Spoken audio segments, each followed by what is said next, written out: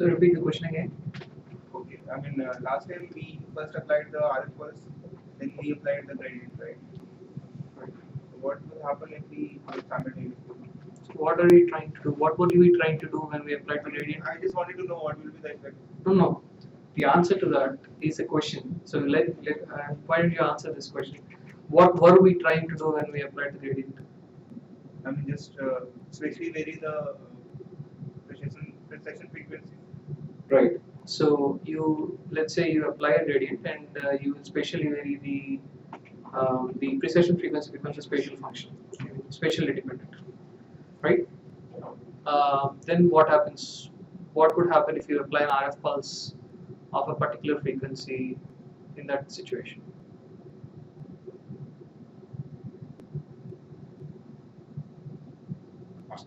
Just think. We would just. You can go wrong. It's okay. You can just answer whatever you think is appropriate. Go ahead, Mahmood. Yeah, we would excite just part of the speed that match the frequency of the RF pulse. Right. So whichever spins are in resonance with that RF pulse will get excited, and the other spins would not. That if your RF pulse is containing just a single frequency. So today's class, that's quite an apt question in terms of the content of today's lecture, is that we'll see how we can actually simultaneously apply another RF pulse, but it is slightly different kind of RF pulse to be able to do or slice a specific spatial region to get signal from. So we'll get into those details now.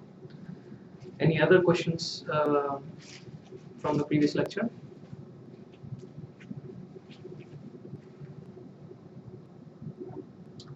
Okay, so basically I'll just go over what we went last time very briefly. So you looked at the effective spin density, started with the imaging equation. We kind of basically lumped all the terms that are pertaining to RF coil, gain, homogeneity of the RF coil, etc. Ignored the relaxation parameters, and then we lumped everything into one term, which we call the effective spin density, which in fact is what we are actually getting the signal from, or what we are measuring in MR. So then we moved on to the important aspect of how we are actually doing the spatial encoding of information by applying by making the precession frequency a function of space. I should switch off at least these lights, please. Thank you. Then we took a closer look at the phase equation and the phase term of the signal equation, and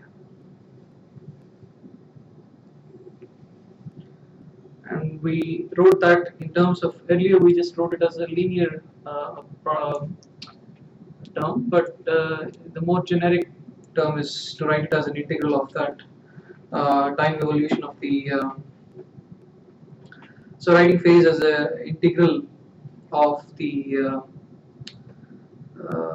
precession frequency times time, basically. So the area under the spread of the precession frequencies.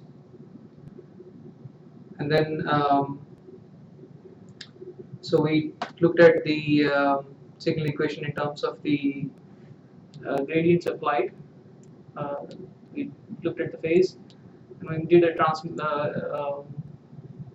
variable transformation, which was raised as why we are doing that. But so we sort of mentioned that the why that is important, but the important aspect was that the relation turned out to be the Fourier transform of your spin density function by doing the variable change. Even otherwise, you can still realize that is the case, but it makes it easier. And so in reality, you have basically your image, and you have the K space. You're acquiring data in this domain, and then trying to reconstruct this. Now, why are we calling this K space? If we were not just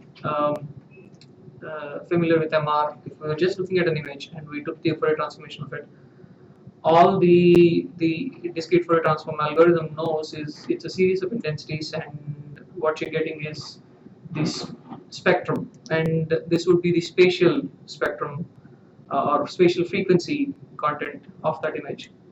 Now, if you look at the units of the k variable closely, by defining it, the k as this parameter, one thing, of course, we realized that it was easy to realize that it's the Fourier pair between rho z and sk, but it's also easy to look at its units and figure out that, well, it is per meter, meaning per unit distance, which is basically the spatial frequency unit. So in those terms as well, k makes much better variables in terms of much better sense as a variable for looking at in our signal equations basically. And you'll see why k becomes all the more important as we move along to future chapters. So this was the Fourier pair we went through, and then we looked at what happens when we applied a gradient, how we traverse the k-space as a function of while the gradient was on. Then if you reverse that, you get a gradient echo, and first you moved along the negative because of this, along the k-axis, and then you switch the gradient polarity and you move to the positive direction, and in the center you were crossing the 0 point, which gave you the gradient echo. Then you looked at a variant of that imaging experiment using a spin echo, where the gradient echo coincided with the spin echo time, and the corresponding k-space trajectories were also we went through. So TS was, I mean, we kind of said we were sampling the signal last time, but it was the duration of the sampling duration for that signal was denoted as TS, and this you will see that, as I mean, actually you don't even have to. You can think of it right now. See that TS is corresponding to K max, or one end of the K space. Does that make sense? I mean, can you relate to that? You're basically, by going from the negative lobe to the positive lobe. So when you're going through the negative lobe, you're going to one end of the K space axis. So there is a relation between, of course, some relationship between the K max and TS. So we'll see what that is as we move along in today's lecture. And then we looked at the relative relationships between what a gradient echo looks like relative to T2 star decay, and then T2 prime decay, T2 decay, and what would happen if you shift your gradient echo to coincide with your spin echo, what kind of curve you would see. We have discussed that in the last class. So now we in this class we are moving ahead in terms of jumping from one-dimensional signal encoding, which we did using the simple linear gradient, to two-dimensional spatial encoding of information. So you will come across a few new terms: slice excitation or slice selection, the corresponding bandwidth for that particular excitation, and then something called phase encoding, which is quite important throughout the MR literature. Then it's to do with 2D imaging and as well as 3D imaging. And then k-space, like we said, we cannot escape k-space as long as you're in the domain of MR. So we'll look at the trajectories of k-space for the 2D and 3D imaging. So let's come back to the 1D again, because that has quite a bit of insight, or gives us quite a bit of insight. So the time signal that you were sampling, we wrote it as the phase term due to the gradient.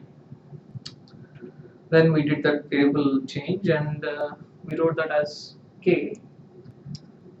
Now note that g, which was applied along a particular direction. So in this case, I say I'm noting I applied this along the z direction, so I put a subscript. So g in other words is a vector, meaning it has a directionality. It's both magnitude. It has both magnitude and a direction. So similarly, or by extension, k also becomes a vector because it's defined as such. So your signal would be one-dimensional coding or one-dimensional imaging or one-dimensional spatial encoding of the object. So if you have a 3D object, basically whichever direction you have applied your gradient along, you're by doing this kind of experiment, you're getting a projection of that object along that axis, basically. So it's the integral. So here you're integrating, the signal is integral of z, but this rho z is actually within this rho z you have the integral along x and y directions. Everybody with me on that? I guess it's a picture would be helpful, but so basically if we take this as an example, okay. So let's say you applied a gradient along the long axis of this cylinder. So what you're going to get is the summation along this particular axis. You're encoding space or the spin density of this object along this direction. So any other orthogonal direction, you're just integrating along the x and the orthogonal two directions. Is that clear to everybody? So that rho z includes that two-dimensional integral. So if you look at your g's, I mean here we just wrote this as one variable, one direction along one direction, but you can actually apply this gradient along any arbitrary direction. Now you could do that just by looking at the math in terms of varying b as a function of x, y, and z. Note that it's always changing the bz, meaning there's no bx and by. It's always bz that's being varied as a function of x, y, or z. That's what is your gradient defining. So essentially, you're always, by applying a gradient, you're always changing your precession frequency, because it's gamma omega times, sorry, omega is equal to gamma b z, where z is your predominant main magnetization field, and you're changing that by making that as a function of x, y, or z. That's your gradient. So by writing, by basically modulating your amplitudes of the x, y, and z gradients, you can determine or define an arbitrary direction. So if you divide this vector by the amplitude of this, that's gx squared plus gy squared plus gz squared under root, then you're defining a unit vector along that particular gradient's direction. Everybody with me on that? So that means when you do this kind of experiment along a gradient that is defined in this manner, so you will be doing imaging along this axis. For example, in this case, this has finite gx, gy, and gz. So let's assume that this is that's the summation of those three vectors, and you'll be imaging the object along this direction, meaning that your projection is perpendicular to that. So your integration is at a plane which is perpendicular to that particular vector. So the point here is that once you're able to do that, you can actually define, you will see that you can write this particular equation as a vector equation, where k is also a function of space, where k has a directionality and r has a directionality. So now by defining k and in three different directions, three orthogonal directions, they can be arbitrary, you can actually do three-dimensional imaging. So mathematically, it's quite easy to see that by writing k or g as individual vectors, you can define the 3D imaging equation. So just to summarize, so we had one-dimensional equation, then we realized that the spatial variable, both k and your spatial direction x, along which the gradient is changing, can be an arbitrary vector. So your imaging equation can transform from 1D equivalently to a three-dimensional imaging equation, where you can decompose. So k can be arbitrary, r can be arbitrary, but if you want, if in the Cartesian space, you can actually decompose that into kx, ky, and kz and write your imaging equation as such. So everybody with me on that? So far, just mathematically. So we will, don't worry, we will be actually looking at what and how this is being done, practically speaking. But I mean, even this equation, looking at this, you can get some idea what's happening. So earlier we didn't have these two terms. We just had kx times x or kz times z, so either way, just one dimension, right?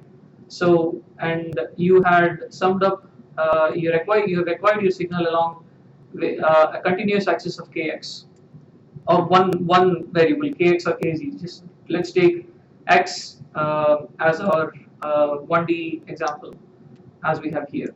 So basically you're sampling along the k-axis, which in turn is again the time axis. If you remember the equation, gamma bar times g times t. So you're accruing phase as a function of time in this, and you could actually do the similar kind of experiment along y direction and along z direction. So practically speaking, it's or in ideal situations, all of these directions are equivalent for us. And each of these kx, ky, and kz's are defined in exactly the same manner, which is basically the integral of those respective gradients along those directions. So in practical terms, again, we are collecting image information in k-space and trying to create this by doing inverse Fourier transformation. We're trying to get this image. So, of course, like we said last time, we cannot obtain the signal for infinite time because of course the T2 decay certainly limits the time of information that you can sample. That's one aspect. The other aspect is you are in fact displaying this image on a digital screen. So you would have your whatever signal you are acquiring, you're digitizing it and then inverse Fourier transforming it and then displaying the image. So basically you are sampling that k-space with finite number of samples and getting the inverse Fourier transformation to get the image. Now that means that you have to fill this k-space through basically this imaging equation. So you are acquiring this imaging equation at various values of kx, ky, and kz in the case of in the case of 3D imaging. So let's look at 2D imaging as such, or for that matter 3D in this case. So how are we doing that? How are we traversing the k-space, the corresponding k-space of the image that we want to acquire, or image volume that we want to acquire? So again, we're back to this basic definition, and if we just assume in practical terms the gradients are constant when we apply them, they're not time varying as such. So here is an example where you have excited the sample first. So here that's your time axis, and this is your redirection, this is your y encoding direction, this is your z encoding direction. Now notice I said read and not x, and this can as well be x. Let's assume that this is x for now. This is your x direction, this is y and z direction. So first you applied the z directional gradient.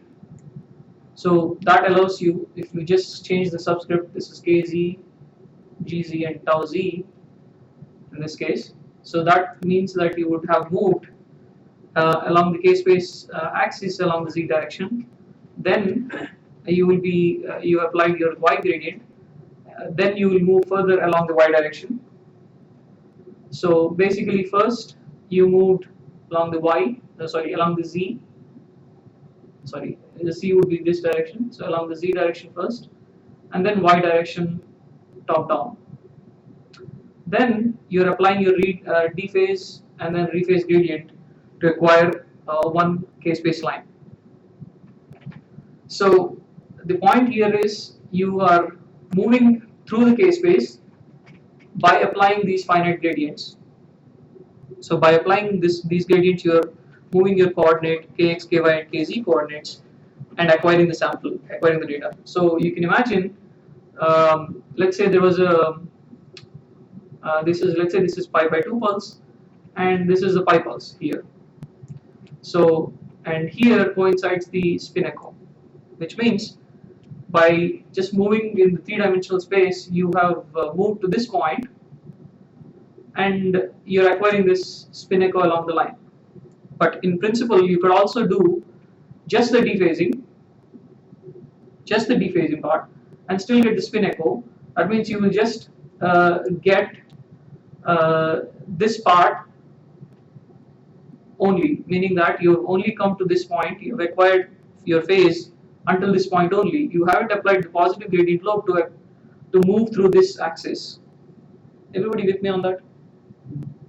No? Okay. Go ahead. The last point. Okay, so let's assume, I mean, it's hard to, okay, everybody with me on that in the aspect that if you assume a pi pulse here, let's say approximately in the middle, then you would get a spin echo at the center here, right? Okay. Now imagine this was not there. Okay. So you applied GZ, you applied GY, and you applied GX.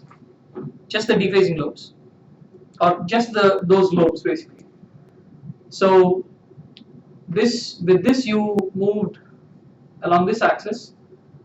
This one helped you move from center to down, and then this is basically encoding the X position. So it helped you move from this point to this point. So when you acquire the echo at the spin echo, that dot, the point, is just encoding this position. That's it. Okay. By applying this three-phase gradient, you are essentially moving along this line. Is that clear to everybody so far? Okay. So what's the equation for, okay, that will be clear in the next slide, I think. So but at least is it clear until this point that for these two gradients, from this point to this point you have moved? Is that clear to everybody on that? Okay. So the equation for the k-space displacement coordinate is this. Basically, you just have to change subscript y to z. So that would give you what is the translation for your x for your y and z gradients, or as a result of y and z gradients. So that's your okay. So let's look at this. So in frequency encoding, which is what you did by dephase and rephase gradient. So dephasing is basically pushing you to one end of your k-space along the x-axis, or basically allowing you to move along the x-axis. Okay, and then by rephasing it, you are accruing phase as a function of time. That's how you are moving along kx. Okay. So let's go back to this picture. So by doing this,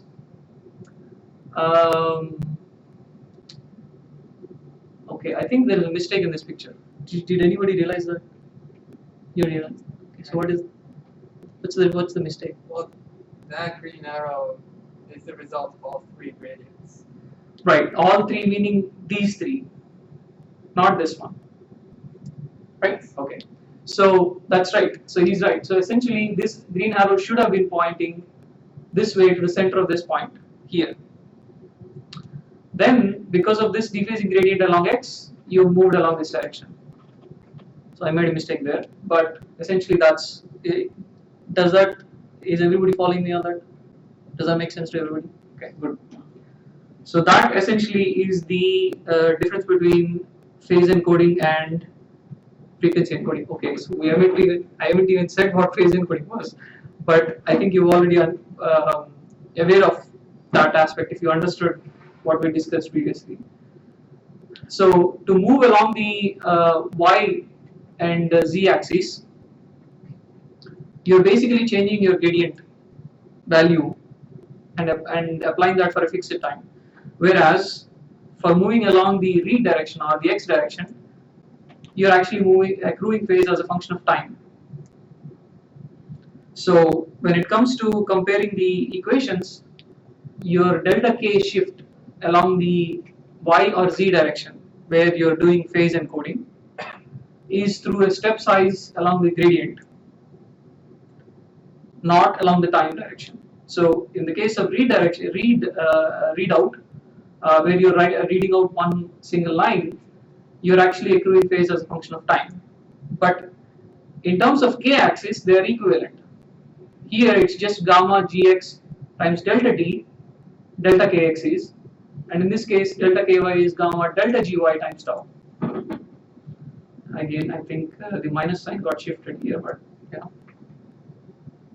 Everybody understood that part? Okay. No. So this is important, and let's just go over once, and then if you still have problem, we can go over this after the class. But essentially, what I'm trying to say here is when you're moving from one k-space point to the next k-space point, you're accruing phase along that particular direction, right? And your signal is basically integral of whatever phase you've acquired as a function of space. It's integral over space, but throughout that particular small duration. So to move along any k direction, any k space axis, you're just going over through this integral. Okay. So the only difference here is that your g is constant in the case of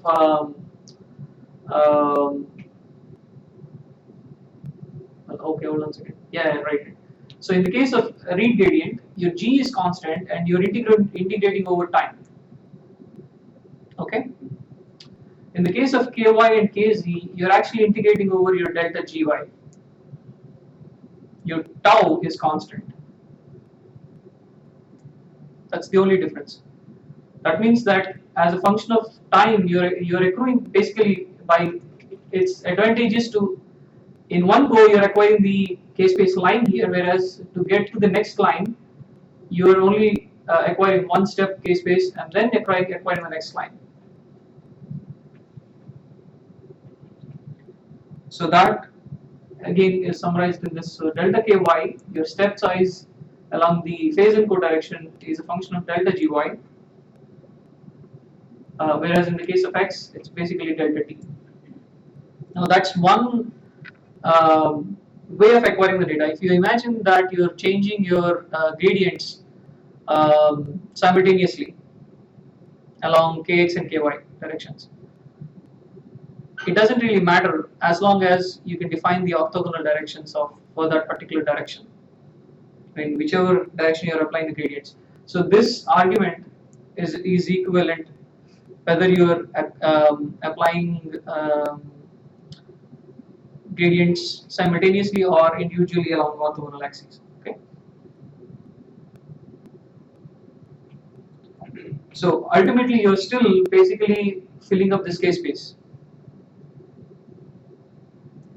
which means that if you are acquiring this whole k-space instantaneously, all the data points have the same time coordinate in terms of acquiring the data. Whereas in reality, that's not what's happening. So along the readout direction, all of these are more or less acquired continuously in one go, whereas along this axis, you're jumping through time. So first, you will acquire one k-space line as and go through the same RF cycle again by exciting the sample and moving through the gradient step. I guess I can understand the disconnect here. So initially, we talked about multipulse experiments, right? So there, you are acquiring the FID and exciting the sample multiple times to average the signal and boost your signal, right? Now, in the case of 2D imaging or 3D imaging or multidimensional imaging, in case of 1D imaging, you could acquire the 1D encoding by just rephasing and dephasing the gradient. I mean, dephasing and rephasing the gradient, right? So your phase integral was as a function of that integral was as a function of time. You are accruing phase, and you are able to encode that position as in terms of frequency. That's why it's called frequency encoding.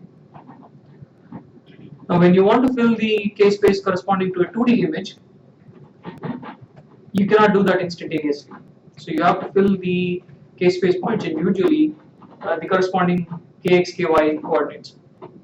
So to do that, you're repeating your acquisition every time and moving through the k-space point by point or line by line. You can choose whichever way you want to do, but conventionally it is done line by line. So just a few minutes ago we went through that example where you could go through line by line. In this case, sorry, you could go through point by point. If you just forget about this lobe and only modify these lobes and get a spin echo here at the center of the echo, then you're basically, by modifying either the duration of these gradients or the amplitude of these gradients along x, y, and z axes, you will be moving to individual points along the k-space. Is that clear? Right? So by doing this kind of dephase and rephase readout, you're basically acquiring one full line along a particular direction. That direction can be arbitrary, but that's conventionally called the readout direction and typically also denoted by x, at least in our textbook. Okay. So that's essentially the difference between phase encoding and frequency encoding, where phase encoding is done step by step in the form of a gradient table, and the frequency encoding you're acquiring the whole line at a go. So now coming back to your the question about simultaneously applying a gradient and an RF pulse. So now, until now, hopefully it is clear to you guys how 2D encoding is done. So essentially, let's say you just have a reasonably thin sample and which is spread out in a two-dimensional plane. To do that, if you understood the material until this point, you should be able to do a 2D imaging experiment. So apply an RF pulse, let's say 90-degree pulse, and then you apply your first your phase encoding gradients, and then first step of your phase encoding gradient, then read out, then move to the next step, then read out, move to the next step, and then read out, so on and so forth, so that you're basically filling up these points. And then you're getting your image, and you will do your inverse Fourier transform, and lo and behold, you've done your 2D imaging experiment. Go on. So the number of sample points along each kx line means the number of or the sample rate that the ADC converts the analog to digital signal. Right. So that is a function of your imaging parameters and your field of view. So we will come to that. I mean that distance between each point has no relation with the space domain. It does.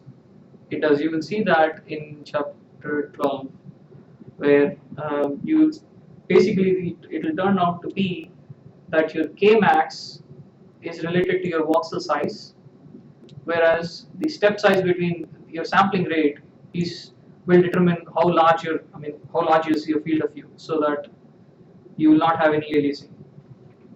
So anyway, we'll come to that discussion in chapter 12, but it does have a relationship in terms of your actual physical imaging space. So now, if you have a really large object and you still want to do a two-dimensional image as part of it, then you would need to choose that part. And basically, in this case, let's say you want to do a 2D slice imaging of a particular region, you need to select that particular slice in the three-dimensional volume. From what point do we start filling the k-space? From the center, or? That is actually a good question. That you can actually modify the way you want. It depends on your imaging application. Here, this is sequential, meaning you're going from just one end to the other end, and you can, if this arrow was pointing down, you would be going from top end to the bottom end. That part is relative, but you could do that, and you could also go center out. So filling this part first and then this part later, or filling this line and this line alternatively. So it's up to you. It's a function of how you're applying this gradient table. That's it. So it is not mandatory that we should use this phase encoding gradient first. Because so how are you going to encode position? So I think these things will get cleared up once we look at an actual sequence of events, how to for a 2D imaging application. Okay, but you coming back to your question, this part, you can sample your k-space in whichever way, but you have to keep in mind where the spatial encoding is occurring. So the point of spatial encoding is basically where when you're moving through k-space. So in case of your phase encoding, when you apply your phase encoding step, you're moving along this axis, right? In case of your frequency encoding, you are moving along this axis.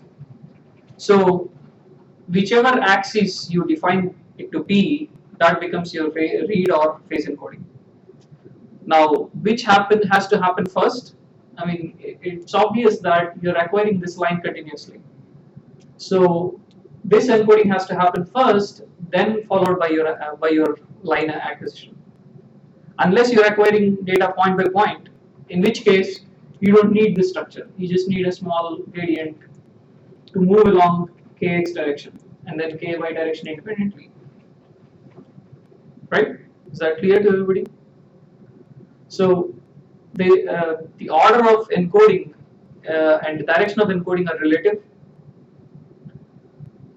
but certainly when you are doing your readout, that's when your encoding of position along that particular direction is occurring.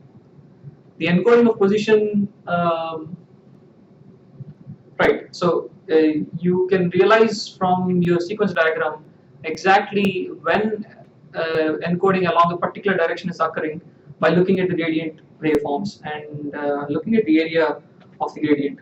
So basically, integral of that, the ky definition. The k definition. So to choose a particular region, a two-dimensional region for you to image, you could again go back to the frequency encoding concept, where if you apply a gradient before applying any RF pulse. So originally in imaging, in the 1D encoding, we said, okay, first we make the precession frequency as a function of time, and then the phase is accrued. The signal equation turns out to be a Fourier relationship, and we have your 1D imaging equation. The concept is quite similar in the case of slice selection, where first you're making the precession frequency of your spins a function of space by applying a gradient. Now, using the on-residence condition for Lamarck equation, if you apply a radio frequency pulse which contains all the frequencies that correspond to the band of slice that you want to excite, and then apply that RF pulse, then you would only be exciting these spins and you will not be exciting the other spins, right? So in the original case, in the ideal situation until now, what we were assuming was all the spins were precessing at Lamarck frequency.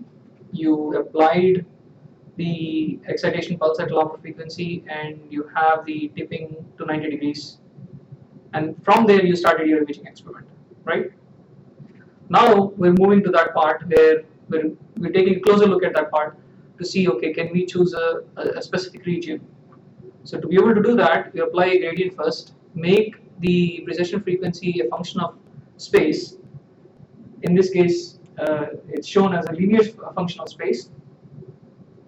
So you will know that, you are applying this gradient, so you know the precession frequencies of the band of slice that you want to image, and you design an RF pulse which has those bands of frequencies or that bandwidth. Apply that RF pulse, and then you will be able to excite that particular slice only and not the surrounding region.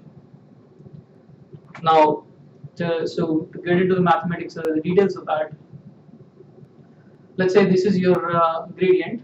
In terms of your laboratory frame, your precession frequency becomes a function of space in this manner, where this f, if you note, this is gamma bar, so this is in hertz. So B0 plus GZ, this is your slice select gradient. You're using that gradient to select a particular spatial slice of spins. That's why it's called the slice select gradient. And then times the position along the axis of that particular gradient. In this case, we are choosing Z as our axis. So that gives you the precession frequency in hertz. So let's say this is your magnet center where it's for B0, and then you want to select a slice which is at a distance Z0 from the center. So that becomes GZ times Z0. So that's your center frequency that you want to excite around, and you will know the spread of frequencies. Experimentally, you will determine how much thickness of a slice you want to excite, right? That's one of your experimental parameters. So you will, in the physical space, you will know, okay, this is the location and this is the thickness of the slice that I want to excite. So first apply the gradient, figure out how far that particular slice is from the center, then that becomes your center frequency, and the thickness of your slice is going to determine the bandwidth of frequencies that contain within the slice that you want to excite. So this determines the bandwidth of your radio frequency pulse. Okay, so essentially in the lab frame, this becomes basically this whole expression plus this whole expression. In this case, you substitute, instead of Z0, you substitute Z0 plus whatever TH by 2 in this case, and then here it's going to be Z0 minus TH by 2. That's going to be your bandwidth in the lab frame. In the rotating reference frame, it's just basically whatever is the difference, whatever is the thickness of this slice. So gamma bar times GZ times TH is your bandwidth in the rotating reference frame, because you have taken off the demodulation frequency, which is the center frequency, omega naught. Now, in terms of the frequency spread of that location that you want to excite in the frequency domain, this is what is the frequency spread, right? So you want to select your slice which is at Z0 distance from the center. So the center frequency of that particular slice is GZ times Z0, and this is the width of the slice that you want to excite. So in terms of your the bandwidth in the rotating reference frame, it's basically gamma bar GZ times Z0 plus delta F by 2, which is basically this divided by 2, and then this is minus and this is plus. So that's your frequency profile of your RF pulse. So remember, this is only determining the frequency content of your RF pulse, not the pulse shape in the time domain. So to get to time domain, if this is your frequency domain representation of the pulse, if you take the Fourier transformation of that, the Fourier transformation of this box star function is your sinc function. Remember, we went through that I think a couple of classes before. So you will keep encountering this rectangular function and then your sinc function quite frequently in your in MR in general. So the ideal Fourier transform of this, not ideal, but the actual analytical Fourier transform actually goes to infinity, which means that your RF pulse length as a function of time, this is time, is infinity. So can you apply an infinite length RF pulse in reality? Of course, that's not practical. So what you do is basically you limit the number of zero crossings of your, meaning you measure the length of your RF pulse in terms of the number of zero crossings. Okay, so to characterize the length of the RF pulse in terms of the number of zero crossings. Basically, this is your if this is your bandwidth, 1 by delta f is your first zero crossing. So to get the number of zero crossings is basically tau RF divided by this. If tau RF is your period, or the, let's say, the affordable time that you can use, that the experiment allows you to apply an RF pulse for, okay, let's say that's about 20 milliseconds. That's quite long. That's not usually used, but that's very long. But let's assume that's our example. So, and your first zero crossing is at 1 millisecond, okay. Then the number of zero crossings, so the first zero crossing is determined by this 1 by bandwidth RF. That's what is giving you this. So tau RF divided by, that's 20 divided by 1 in this case, so the number of zero crossings is going to be 20. So in your experiment, you typically first start with your thickness that you want, so, and determine your slice select gradient strength, and based on that you will come up with your bandwidth RF, and then you can determine these are the two parameters that you have the freedom with for, which is the period of your RF pulse or the number of zero crossings. They're obviously interrelated. So you choose one, and eventually you get the length of the RF pulse in terms of time, or vice versa. Now this is all okay. So coming back to the point that ideally this is an infinite long pulse, but you are making an approximation and only choosing a finite number of zero crossings. So that has certainly a consequence. So if you take the actual pulse that you're applying, the finite zero crossings, and then Fourier transform it back, typically the excitation profile of your slice would look something like that. Which means that the ideal profile is somewhere here, but then you're also exciting the side bands to some extent. So the signal that you're going to get from the 2D slice typically has some leakage from the surrounding regions. Okay? Is the amplitude of the rectangular pulse, if we can change that, or is it fixed? Or so the amplitude is just saying this is to do with the amplitude of the pulse is to do with your tipping angle. The frequency content is what we are looking at here. That's all. So that's why this R1 is arbitrary. This is just a normalized variable. So that corresponds to your tipping angle. That will modulate your amplitude of your B1 pulse. Okay.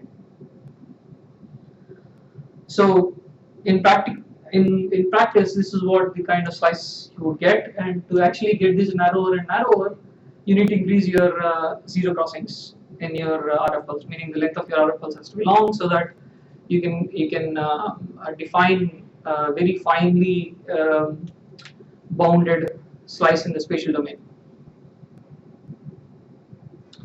Okay, so we have selected the slice, and if you do this the following experiment, let's say you have your so let's say you have your RF, you defined your RF pulse, you have simultaneously switched on your gradient below and then applied the RF pulse, and you switched on your coil to see what you'll get, the signal. Would you get anything? Okay, of course you won't be able to answer that, but in practice you will not get anything in terms of the signal amplitude. That's because when you're applying this RF pulse, what exactly is happening in terms of the tipping of the magnetization, the motion of the magnetization, you would have to solve the block equations, the block differential equations, where you have the dm by dt is m cross b effective, or b1 in this case. Now b1 now becomes a spread of frequencies. So what is the evolution of motion of the spins for the finite duration RF pulse? You would have to solve that. Now analytically solving that is quite tough, so you can do some numerical simulations to solve them. In practice, it's found that for flip angles, for tipping angles less than or on the order of 30 degrees, but less than 90 degrees, closer to 90 degrees, the assumption fails. So around, for small angles, effectively the tipping has occurred at the center of your RF pulse. So that means if you apply your RF pulse simultaneously with your gradient, so the tipping has occurred here, then because of the presence of this gradient, you are actually dephasing your spins. Which means if you didn't have this slope and you switched on your ADC or your coil, you will not get any signal because you are already purposefully dephased the signal completely to because of your gradient, the gradient that is present. Is that clear to you guys? Right? So the assumption that now think of it this way. So the bandwidth of RF frequencies that you're applying in your RF pulse. So you can assume under certain conditions that each of these pulse, effect of each of these pulse can be linearly added up, meaning that the pulse at frequency omega naught plus certain delta omega. So in this case, okay, so the frequency of the pulse at this particular frequency or at this end, it's only acting on the spins that are at that particular frequency, okay, and so on and so forth, and you work out the block equation, you will figure out that the dephasing is only occurring effectively at this particular area, which is beyond the center point of the RF pulse. Okay, so that's the key point that you want to remember, but you can verify that through your simulations if somebody is interested. Now, so to bring back your spins, so rephase your spins. So basically, you're applying the rephasing gradient here to compensate for the dephasing that has occurred during this period. So basically, the area of these two has to be equal for you to. That's integral g. The first moment of your gradient has to be 0, so that the phase is 0 at this point. Okay, so you're rephasing the spins that have dephased while you were exciting the RF pulse. So this is your typical imaging experiment timing diagram, or you can also call that the sequence diagram. So there's your RF pulse. At t equal to 0 is when your tipping is occurring effectively, and if you applied a slice select gradient of amplitude b, then your rephase gradient, slice select rephase gradient is b by 2, because the rephasing is only occurring at around this during this period, this half of the gradient. Now, following that, you did your phase encoding. So this table is basically to say that you're repeating this with different amplitudes of phase encode gradient. That's all. So essentially, the first, let's say the first phase encode gradient was this, and so you move to the one end of the K space, and then you have your dephase and then rephase gradients that's allowing you to move along the x-axis. So the K space diagram for this basically is once you tip the magnetization, that's when this particular picture starts from this point onwards. If you want to write the K space of this, actually that's along the inward direction. So that's movement along the z kz axis. So since we're just doing 2D and your signal is actually integral along that z direction, we're not looking at that in this picture. We're just looking at the K-space displacement from this point onwards. So from the center, you've come down by applying your phase encode gradient first. Then you move to the one end by applying the dephase gradient, and then you read the K-space.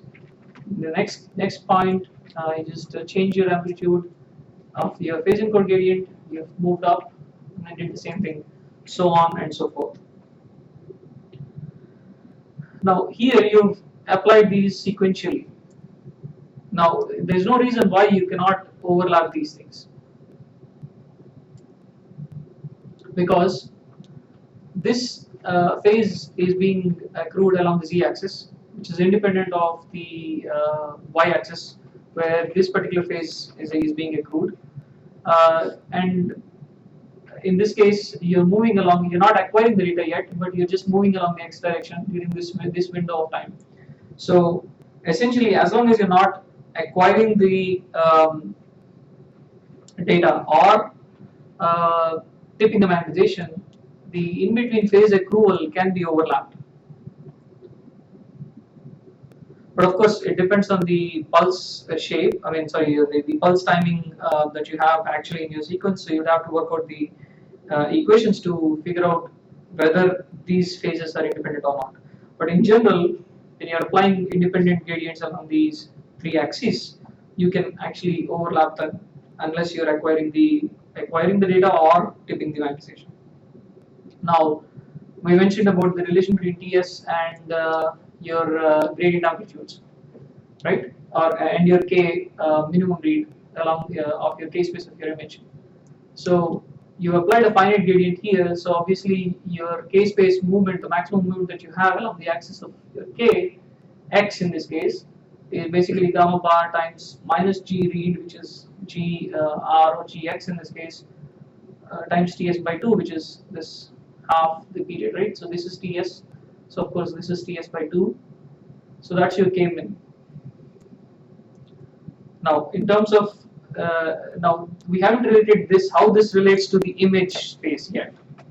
This is just telling you, okay, for the given experiment, if you have a finite gradient and you determine your TS or vice versa, then your K read min is determined. Okay, so we haven't related that to actual image space, how it actually relates to the image space yet. We will come to that in chapter 12. So if you, like I said, you can actually coincide, I mean overlap these gradients because you're not acquiring any data as such, you're just moving through K-space. Essentially by applying these gradients, you're just moving through K-space, right? So during this point period, you applied your phase encode and dephase gradient simultaneously, so essentially you're moving along this line. Instead of moving like this, you can move along the hypotenuse. So that's this way. The advantage of that in some cases you want to have your echo time shorter. So this allows you to get shorter echo time. If you overlap, you can save some time. If you overlap these these gradients, because you're just moving through K space during these, and these phases are independent of each other. So essentially that's. The green is your read, and then the red is your phase encode, so you're moving in this manner. So that's your slice select, and your total imaging time. If you're repeating your experiment at TR, then the number of, for a 2D experiment, for if you have Y phase encoding lines, I mean NY phase encoding lines, then your imaging time is NY times TR. Is that clear to everybody? Okay. So visually, this is what you're doing if you're doing sequential sampling.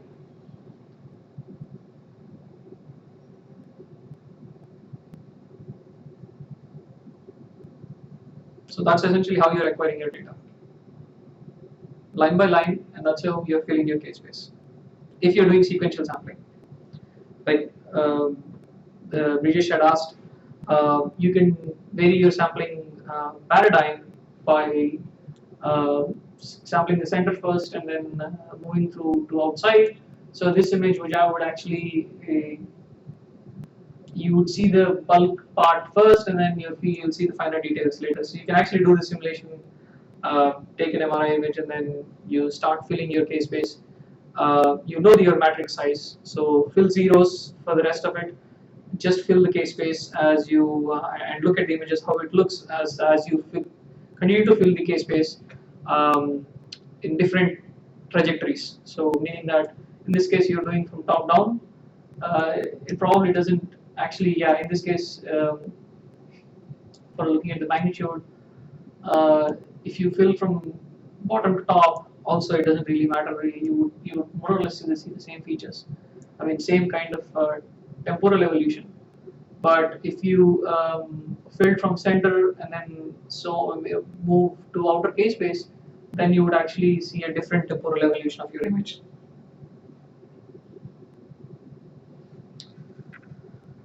So that's what we just talked about. The center out or center in trajectories, ascending or descending trajectories, more or less. Ascending and descending more or less equivalent. Um, but the center out and center in have their own advantages in terms of applications. For example,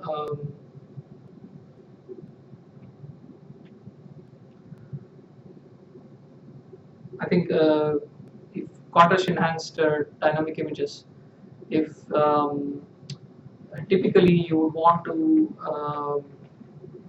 or dynamic contrast enhanced images in this case, um, I think, yeah, I can't actually think of the exact application, but um,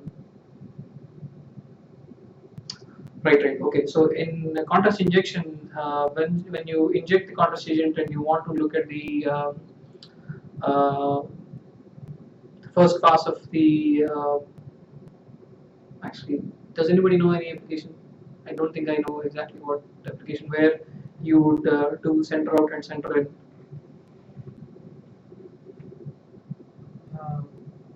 Yeah, I think for contrast enhanced, if your contrast arrives in your region of interest pretty fast, So you want to do the center of case space faster. Right, so that's what I thought. I wasn't sure 100%, but okay.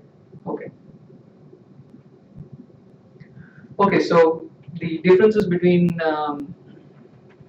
phase encoding and frequency, we've actually gone through this multiple times, but you can realize that the frequency encoding, you're accruing phase continuously as a function of time, whereas in phase encoding, you are accruing phase discrete steps. And the time distance between two consecutive sample points in k-space along the phase encode direction versus frequency encoded direction is different, because when you're doing frequency encoding, the time distance between 2 points is just delta t when you're sampling the data, whereas when you're acquiring different lines, basically you're acquiring every tr, so the time distance between two consecutive points, k-space points along the phase encode direction is effectively tr. Now that has to do with that has importance when you look at the effective bandwidth of your image when in the read versus phase encode directions. And then, like we talked about, difference or in time when the position encoding was happening. So if you look at your sequence diagram here, yeah, I guess this is fine too. So your position encoding along the phase encode direction is occurring here. That's when you move that particular point of ky direction, and then your x position encoding is occurring here. So this becomes important. If you have an ideal situation where nothing is moving, then it doesn't matter which is occurring which at what point. But if you have things moving, then this becomes important.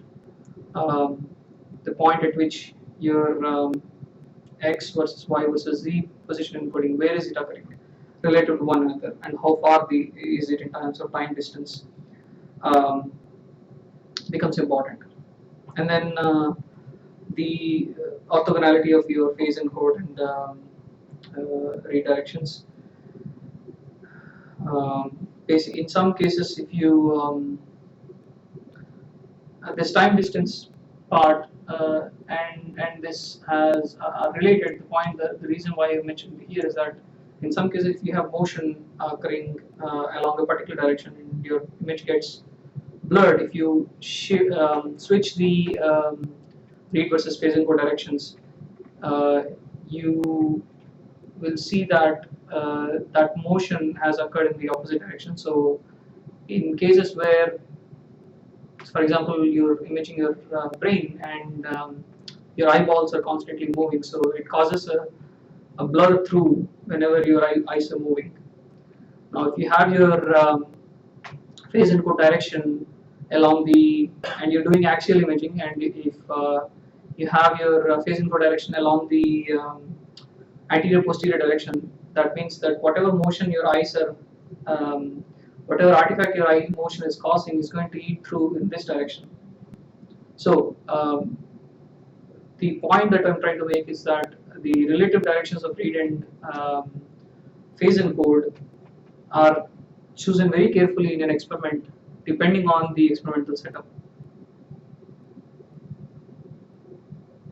I guess if you see some images as we move along, you will understand. But not in this lecture today. I didn't have many images. Okay, so let's look at the 2D. We looked at the 2D gradient echo. Now this is the spin echo variant of it. Essentially the same. Where basically, if you remember the last class, you could actually do this in two ways with spin echo. You can have these encoding steps before the pi pulse.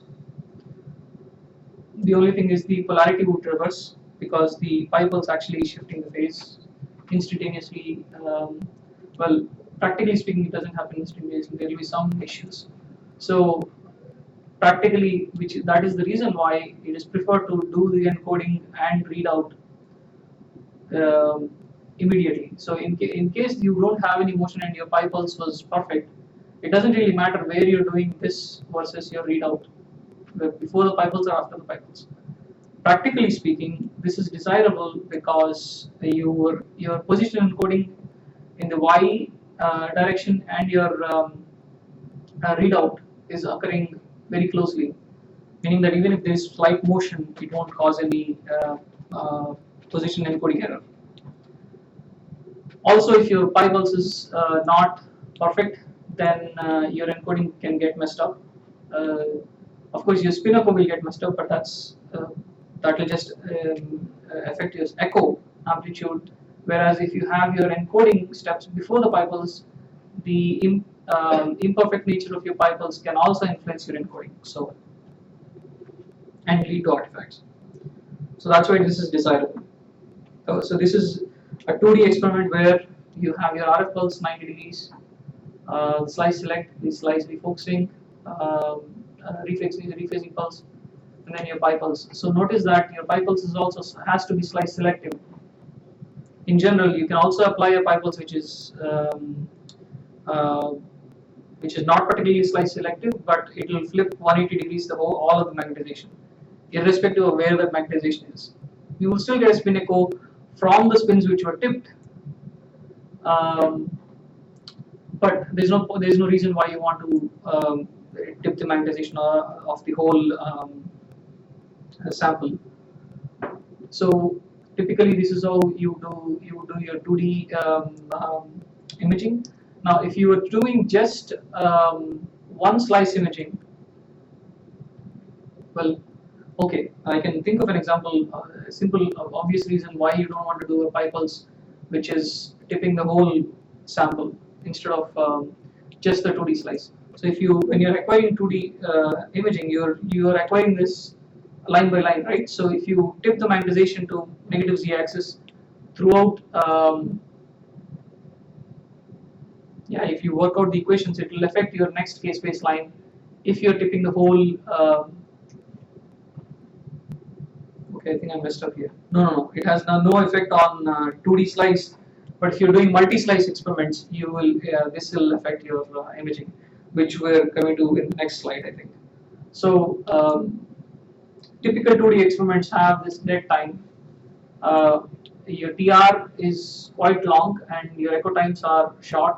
In this case, long meaning say about 500 or 600 milliseconds, whereas your echo times for your 2D spin echoes, depending on what kind of contrast you need, are on the order of 40, 50 milliseconds or 100 milliseconds in some cases. So that means after you acquire the data, the rest of the 400 milliseconds, let's assume it's your 100, this is 100 milliseconds. The rest of the 400 milliseconds are dead time for you. So you can actually excite the next slice when you're doing 2D imaging. You can use this dead time to acquire the next slice. So that's called the multi-slice 2D imaging, where essentially within one TR, by shifting the center frequency, you're exciting different slices and acquiring the signal from those slices. Now imagine if you had done a pi pulse which is non-selective, then that means it would tip the magnetization of this in the negative z-axis if you applied a non-selective pi pulse, meaning that this pulse is acting on the whole sample, then it would affect your ability to acquire signal from this particular slice within the same TR. So, which is why you always in multi-slice 2D imaging you have the slice selective bypass. So, essentially using the dead time to acquire multiple slices within the same TR, your GS the slice select gradient doesn't change, but your the center frequency at which you are applying your RF pulse changes, and that of course is a function of your the slice select gradient. So essentially in this case, okay, we'll come to the equations part.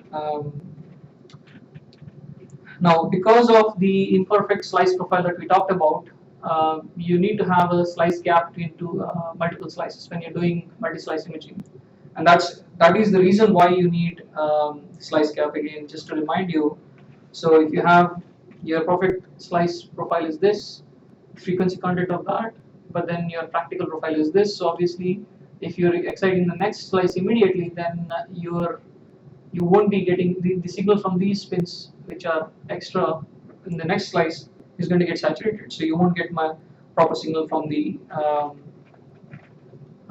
subsequent slice. So that's why the typical two ways to avoid that is to have slice gap when you're doing multi-slice imaging. So that means you're not acquiring a contiguous volume of 2D slices, but there is a gap between two consecutive slices.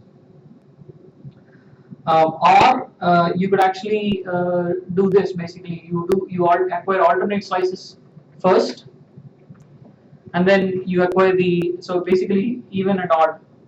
So when you're doing this multiple RF pulses, so you first acquire the odd slices, excite the odd slices, then excite the even slices. So that way you're crossed up.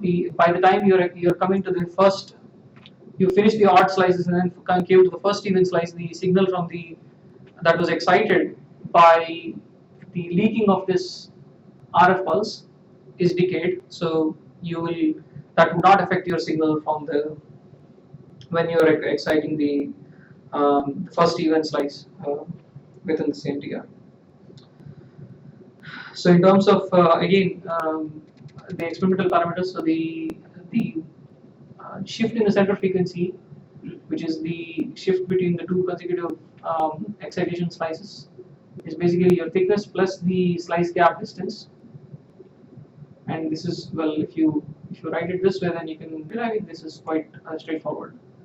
And in case of every other slice, this is basically TH. If you're doing interleaved. So this is what interleaving means, meaning first odd slices and then even slices. If you're doing that, then this leaf becomes TH. So clear to you? Okay, so the 2D imaging gradient echo sequence that you saw can be extended to very simply, very straightforwardly into a 3D imaging sequence, where you're basically acquiring a much thicker slab. Instead of exciting individual slices, you're acquiring a bigger sample that you want to image throughout, and then encoding the z direction in terms of a phase encode step. So you have a 3D k-space corresponding to that volume that you're exciting, and then you're moving through the ky by again the phase encode directions, and moving through kz along again, another phase encode. In this case, it's called partition encoding, just to differentiate that from the phase encodes, the in-plane phase encoding. So you could basically move through k-space by applying these gradients along the z and the ky directions, and then acquire the echo in the same manner as you had done in the 2D gradient echo experiment. And in this case, your imaging time becomes nz times ny times dr. So if you notice, in the case of multi-slice imaging, how long your TR is going to determine how many slices you're going to acquire. In your 2D multi-slice imaging, the TR of your sequence is going to determine how many slices can you acquire? Because it's basically your TR divided by your time of acquisition. If you go back, 1 second. Sorry about that. Okay, so this is your dead time, which we saw. Okay, approximately 400 milliseconds. If we take the parameters, your echo time is 100 milliseconds. Your TR is 500 milliseconds. You have dead time of 400 milliseconds. Approximately, you will. So if this is let's say about 90 milliseconds, let's say TE, then approximately you can acquire 4 slices. Sorry, 5 slices, 4 additional. So total 5 slices within the single TR. Everybody following me on that? So your echo time meaning your time that you're taking to acquire information from one slice is approximately 90 milliseconds, let's say. Okay, your TR is 500 milliseconds. So even if you count the remaining point of this additional gradient lobe, so that let's say that brings us to 100 milliseconds. Exactly, you can acquire, and immediately you start your next slice excitation.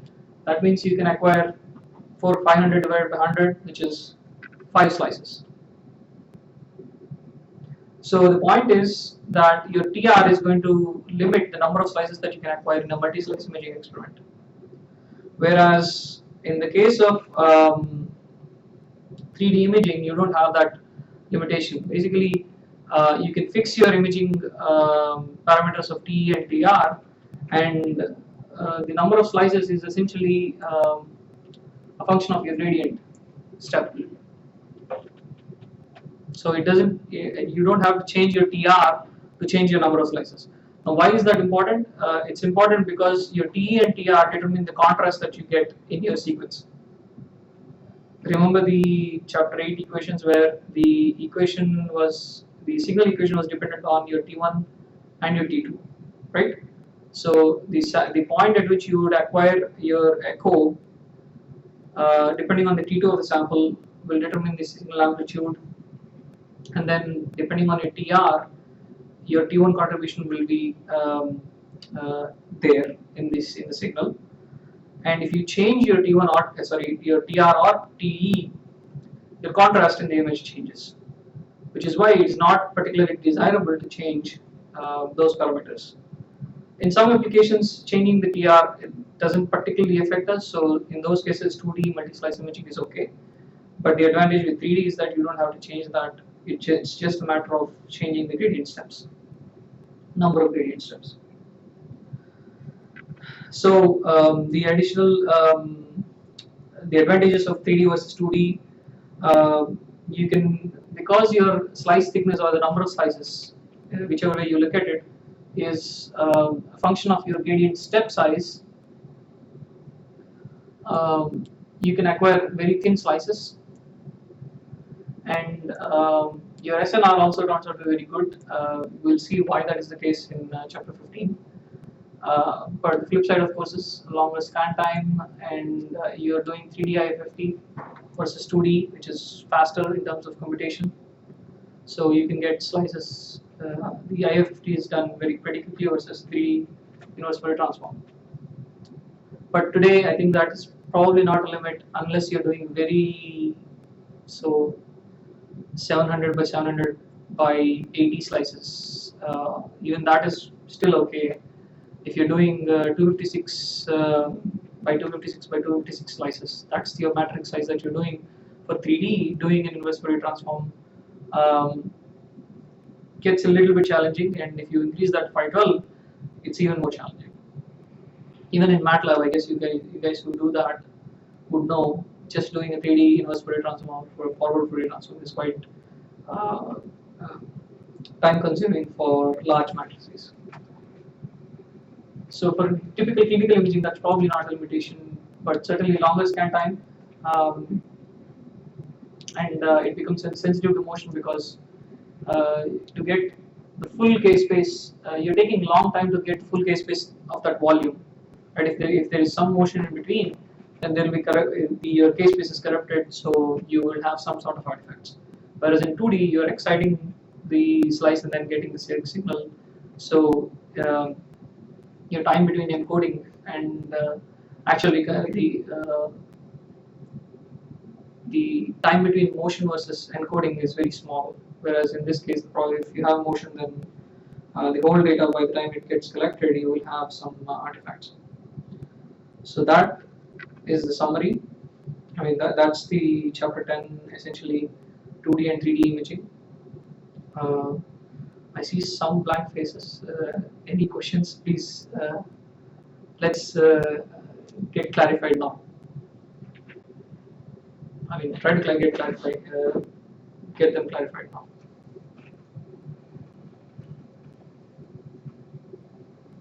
So what? So is phase encoding clear to everybody? Okay.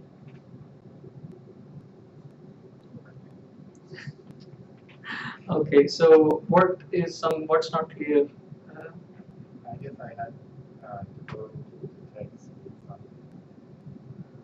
Okay. But essentially, just remember that phase encoding is occurring. One is occurring as a continuous sampling versus the other is occurring in stepwise manner. So we have gone through examples of Cartesian, but if you, for example, radial sampling, even there, you're acquiring k-space line by line. So you're moving through k-space by changing the gradient steps. So whenever you're doing that, that's your phase encoding. Whenever you're acquiring a single line as a function, along where the phase is accrued as a function of time in a single step, that's when you're doing frequency encoding. So how do we calculate the total scan time? So your number of phase encode lines times your TR for a 2D experiment.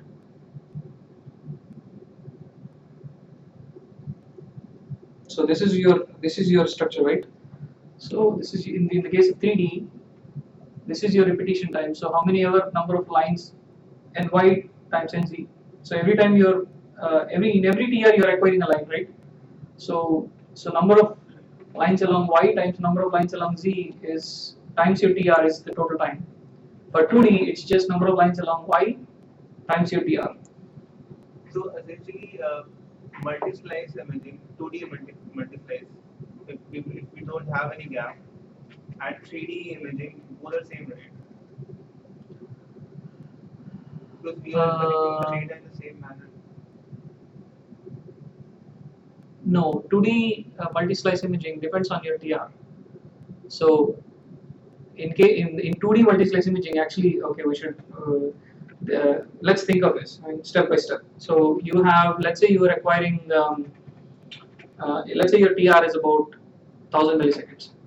Okay, the time you take for acquiring a single slice, 1 k-space line, which is basically this part, from this point to until the midpoint of this, basically until the end of this readout. Okay, so let's say that time is about 50 milliseconds. Okay, so 1000 milliseconds is your total TR. 50 milliseconds is the time that you take to acquire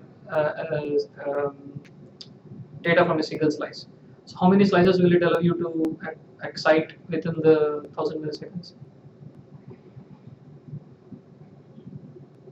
20 slices. Okay, so 20 slices, within every TR you are acquiring one line for all the slices. So your total imaging time is only ny times TR. Whatever is the number of lines per image that you are acquiring. Is that clear? Everybody's following with me on that? You're talking about 3D, right? 2D multi-slice. This case.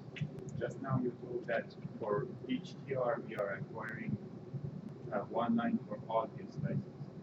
That is this 2D multi-slice, because you're exciting multiple slices within the same TR. Okay, so because you had dead time, you have, so I mean, look at this picture here. So let's say somewhere here is your TR, which is about 1000 milliseconds. Okay, you're only taking about 50 milliseconds to collect data from one slice. That's it, because your TE is short. Okay, so that means the rest of the 950 milliseconds is dead time. So you can excite the slice again, different slice. I mean, you can do multiple things, but to get more data from in terms of volume coverage, you can excite the next slice and sample the data. The subsequent slice sample the data. So that way you can excite total of 20 slices within one TR in this example. Okay. So and each TR you are acquiring one phase space line for all images. So let's say the number of phase encode lines is ny. Then the total time of imaging is basically ny times TR, which is 1000 milliseconds. So that's number of, let's say the number of phase encode lines is 256, then you're taking 256 seconds. 1000 milliseconds is 1 second, so 256 seconds to acquire 20 slices in 2D multi-slice. Whereas in 3D, typically the TRs are much shorter. So if you calculate, let's say your TR is about 50 milliseconds, and you want to acquire 20 slices, and your number of Y lines is 256. So can you calculate that? What's the time? 256 times 20 times TR of 50. So that's 1000. So it amounts to the same. In terms of time, you would get the same if it's 50 milliseconds. Right? Actually, yeah. If you know that I've quoted, yes, exactly the same time. But the flip side, in terms of contrast and signal to noise ratio, that's a different story. But in terms of time and filling the case with same. Yes.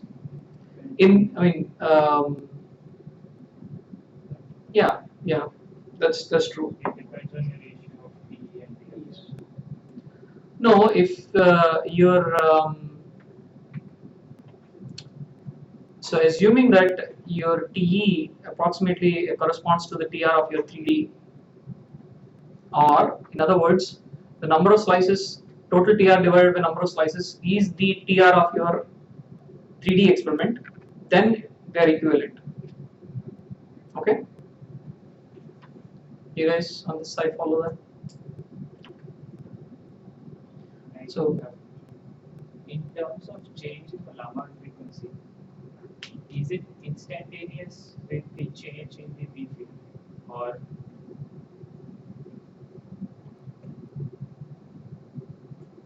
yeah, it should be.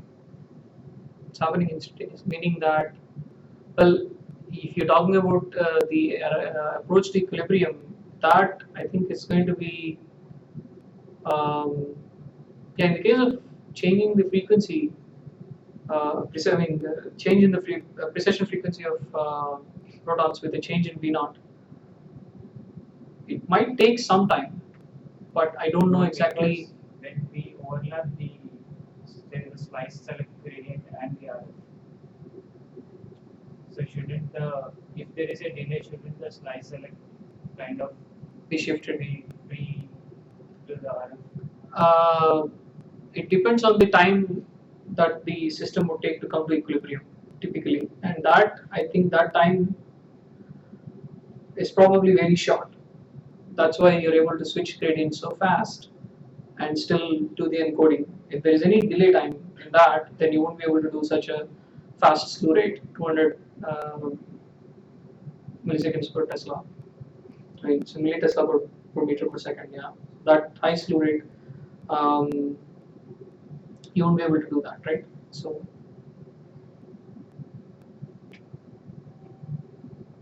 But it doesn't put any limitation on the gravity separation, the slow rate. Which one? This The coming to equilibrium part. Okay, no.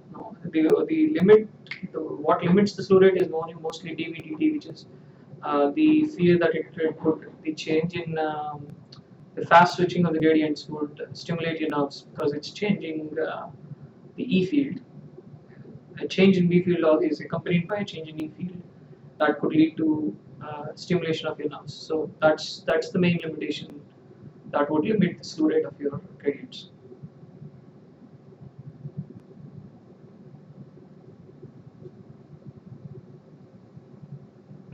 questions? So today's lecture is all clear to you guys. Okay. So I wish I had more illustrations, but I just didn't get much time to prepare that. So if you have any questions, certainly email me. But when is your exam? Second. Okay, so you still have a few classes. Okay. I thought it was a little bit closer. Okay, we're done.